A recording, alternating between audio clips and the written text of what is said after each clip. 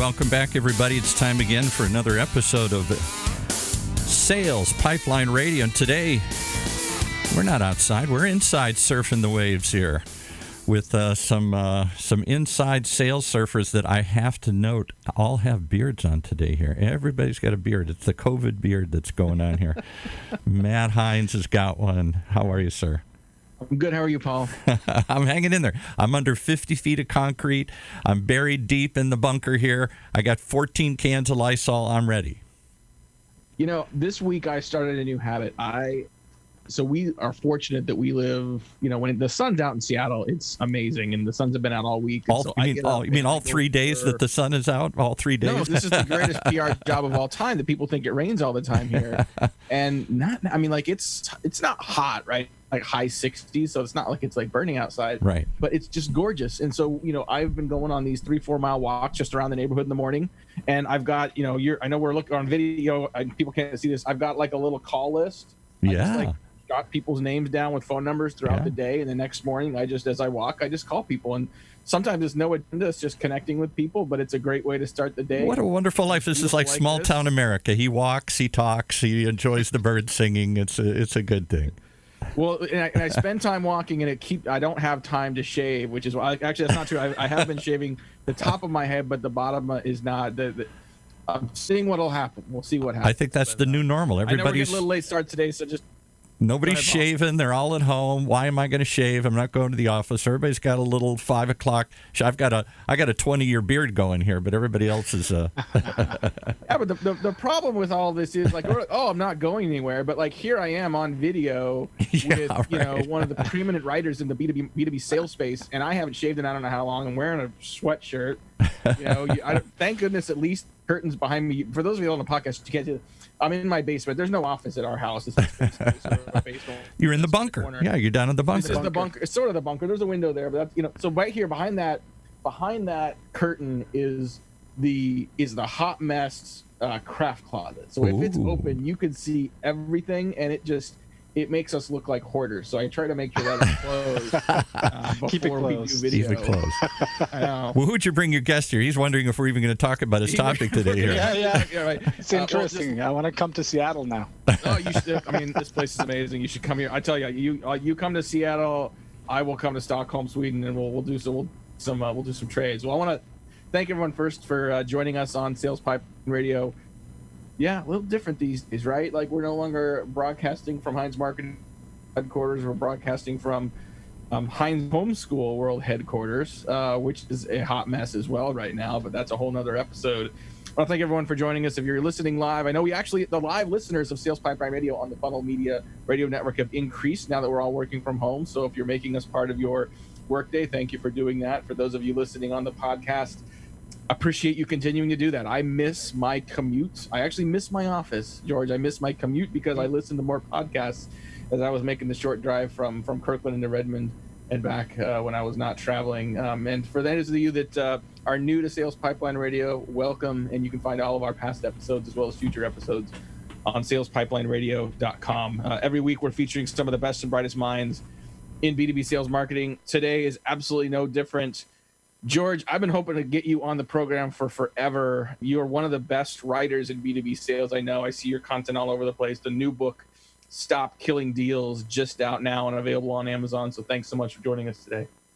Thank you for those kind words. And thanks for having me on the show. What time is it in Sweden right now? This must be, I just say you look like a coffee cup, but I'm assuming that's decaf tea. Yeah, that's just to stay awake. No, it's not that late. It's 8:30. Okay, so it's not too bad. Well, I appreciate you staying up a little later and joining us here today. So first and foremost, how are you doing? How are you coping through this? And I guess the question I've been asking people, like, what's something that you missed from the old normal from a couple months ago, and what's something that you don't miss from the old normal a couple months ago? Good question. So I'm in my bunker as well. So I'm in my basement, in my little man cave here. And that's actually quite nice. Very relaxing. Nobody's bothering me. So that's a good thing. I can concentrate well. I miss the colleagues, of course, at the office, just having a ping pong game now and then with the sales guys. The old guys still beating their butts in ping pong is always fun. Yeah. But yeah, no, I mean the socializing and just meeting people in real life. Of course, it's you feel that I get a lot of energy from person to person meetings, so I miss that. But yeah, we're coping well. Yeah, we'll get there. I think I hear a lot of people describing this as the new normal, and it's not. This is a transition to whatever the new normal is going to be. Yeah. The old normal will never come back for two reasons. One, there will be things that we took for granted that just don't exist. There'll probably be some safeguards and some other things just about society and being together that are different. But I think a lot of smart people are also going to look at what's happening now as opportunities to make proactive shifts to a new normal. And so the new normal is going to be, we're going to use this time as a catalyst, and think of this not necessarily as a limitation, but as a gift, right? To be able to sort of set some new habits, to do some things in a different way. And when you, George, look at the way sales has been done and sort of maybe incrementally changed over the last couple of years, are there things in sales enablement, in sales operations, in sales process that you think this period can help accelerate and catalyze towards a better new normal when we start getting back to work? Yeah, I think what's been happening in sales enablement or sales technology and sales execution over the last years hasn't actually been that great.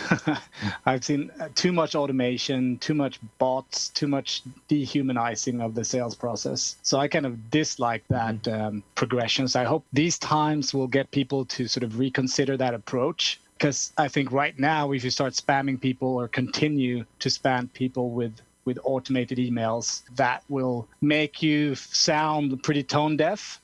So hopefully now people will sort of take a step back and think, okay, hey, let's be more human again.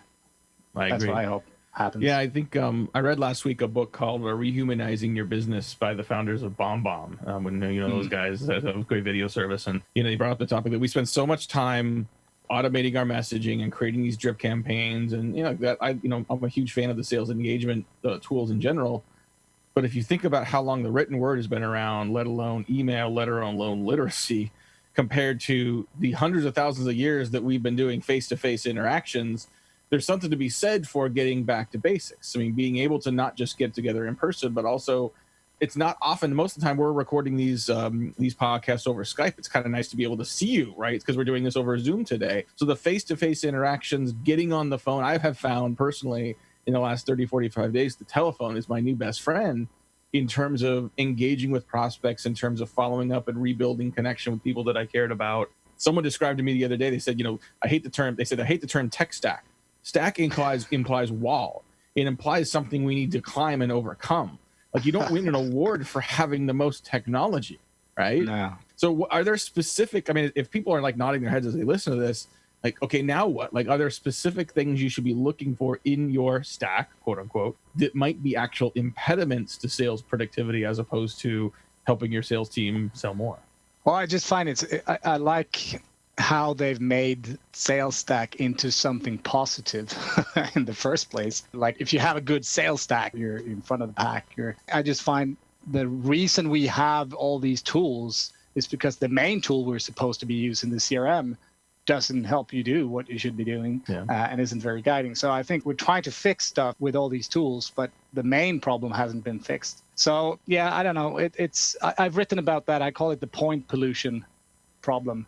And it was a slip of the tongue. I was talking about this. Everybody's buying these point solutions, but I said point pollutions, and that became an article that became quite popular. So I think it's just crazy that we are asking salespeople to use like 7 tools and jump around, click around. It's not productive to have that many tools. Talking today on Sales Pipeline Radio with George Broughton. He's the CEO and founder of Membrane.com. Prolific author, is a member of the Sales Enablement Society, writes for a variety of publications, including on his own blog at Membrane.com, Killing Deals, which we'll get to in a minute. But I think your point about this point of diminishing returns with technology, when we've given our sales team all these different tools that individually as well as collectively are supposed to make them more productive, but now you have 7 different tabs open, right? And without even realizing it, you think about the steps we're asking reps to do to make the next call or understand who to call next. I wonder how many companies have actually and it's a little harder now, I guess, but sit and watch their reps work and looked at how much time it takes to get to the next call. We've done a handful of work, with companies around just sales process and sales and marketing effectiveness, and found that in some cases, all those steps that we have told reps to do without measuring incrementally, it'll be 20, 25 minutes to get everything logged and done and tracked and checked before you can get to the next call, like that's keeping people from selling. Yeah. No, I agree. Yeah, I think it's become quite crazy, but also it's I think people see it as a shortcut.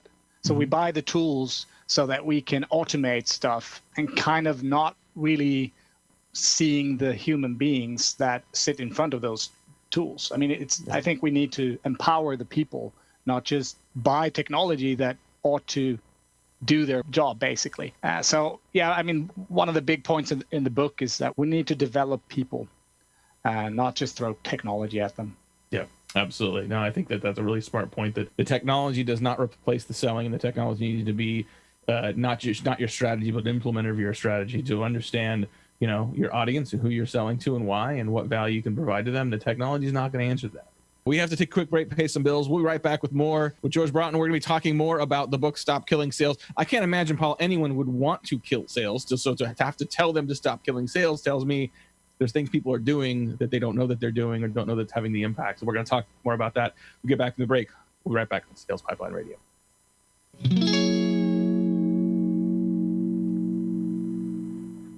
CMOs and marketing leaders have the increasingly complex task of effectively communicating marketing's value to their CEO and board. And as today's markets face growing uncertainties, the need for clear, consistent, and predictable communication will only continue to grow. How do they do it? Read the new research report on marketing's role in the boardroom from Drift, G2, and Heinz Marketing. Get it now at drift.com/alignment. That's Drift, DRIFT.com/alignment. And that seems to be the topic today. How are we going to do it? How are we going to stop sales from evaporating? How are we going to stop killing the sales that's coming in here? You guys are going to tell us how. I got my pen out. I'm ready to take notes. Well, in a particularly prescient conversation, as the landscape shifted a little bit. I think for a couple, 3 weeks at the beginning of this crisis, this thing shut down. I think there was an awful lot of people that were thinking of, how do I continue to sell, but how do I sell with empathy? How do I, create some sort of resonance and empathy with my prospects? And I think that there's still value in that. But over the last week, I've heard more sales leaders talk about not just selling with empathy, but creating a level of compassionate urgency.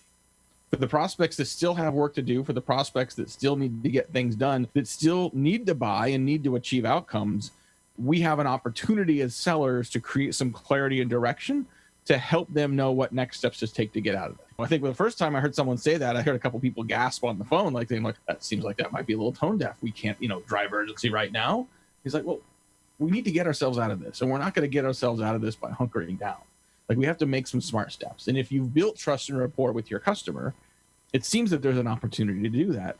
George, I'd love to get your take on this in terms of sort of what you're hearing. And you spend a ton of time talking to sales leaders, working with sales trainers. I mean, just spending every day working in the industry. What are you hearing from the people that are figuring out how to continue to balance selling with empathy with still moving their pipeline forward?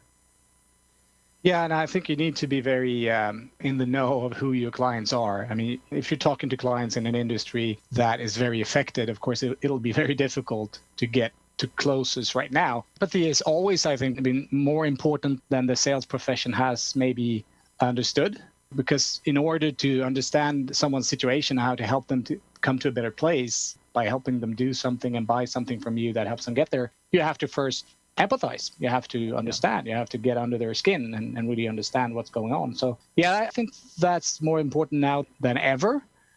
And I think there's so much uncertainty going on right now. People don't know what's happening, what will happen. So getting back to some kind of normal, I mean, you do want your business to grow. You want your clients to do well. So you can't just stop. You have to really help them continue with their business, continue with their lives, and help them, unless they're in a situation that, I mean, you can't really help. Then you have to pause that. But yeah, I think empathy has always been important and is more important now than ever. I don't know if that was a response to your question, but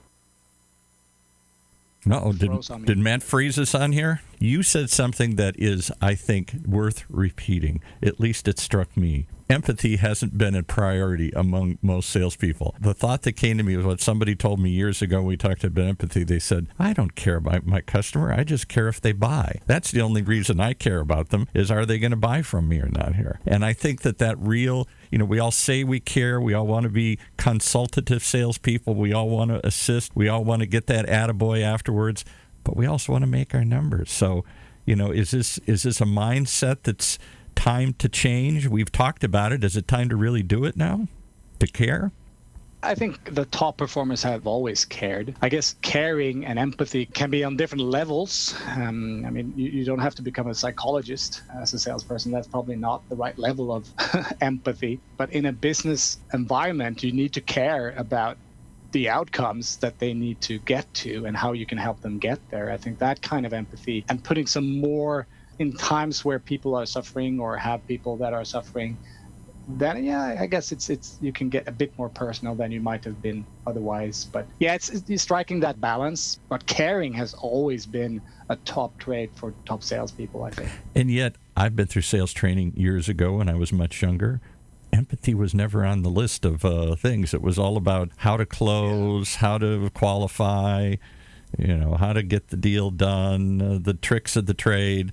Empathy was never brought up, at least in my day. But I'm going back to the madman era almost here, Yeah, no, and there are lots of things that are not being taught in those traditional sales trainings. And that's some of the stuff that I cover in the book, that we sort of assume that selling should be done in a particular way. And right. Salespeople are born and basically should know this yeah. already. So if we just hire the right people, it's all going to be That's it. And how do I hire? I hire them because you did good at this other job. So therefore, I'm going to get the top performer from that job, and instantly he's going to perform well for me. And then the other thing that comes up, this is a difficult one. Somebody was talking about in one of our other shows. Is this time to really, Matt talked about this, is this time to really walk the talk, to make your culture what you want it to be? Or do we drop the culture and say, I don't care, I just need that aggressive, hard-hitting salesman right now here because nobody else is selling? So we said we didn't want that kind of personality in our company. That's not what we're about.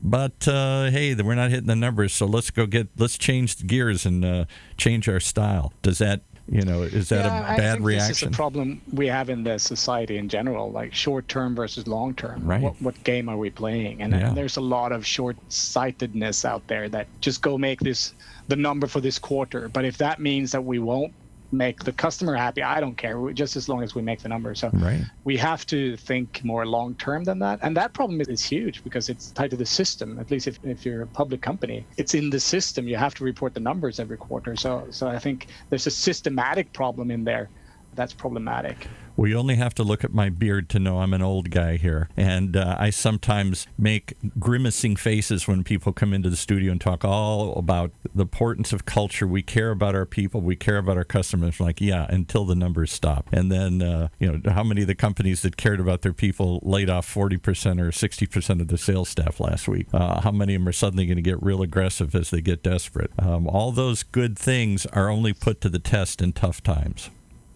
Yeah, I think we got Matt. Did we get Matt back in? Is Matt back in the conversation here?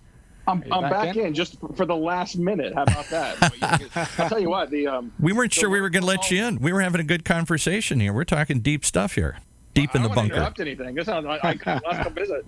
Sounds good. I mean, I think one of the themes that I heard you talk about a little bit, George. I think what I heard you guys talk about before I joined back in is that, like, good selling is good selling.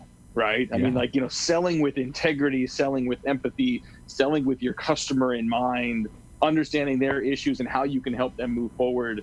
That's always been good selling. I think it stands out even more now. And it points out to us all the really crappy selling strategies and tactics and approaches that unfortunately we're still seeing a little bit as well. Yeah, or a lot. A lot of it. All right. Or a lot.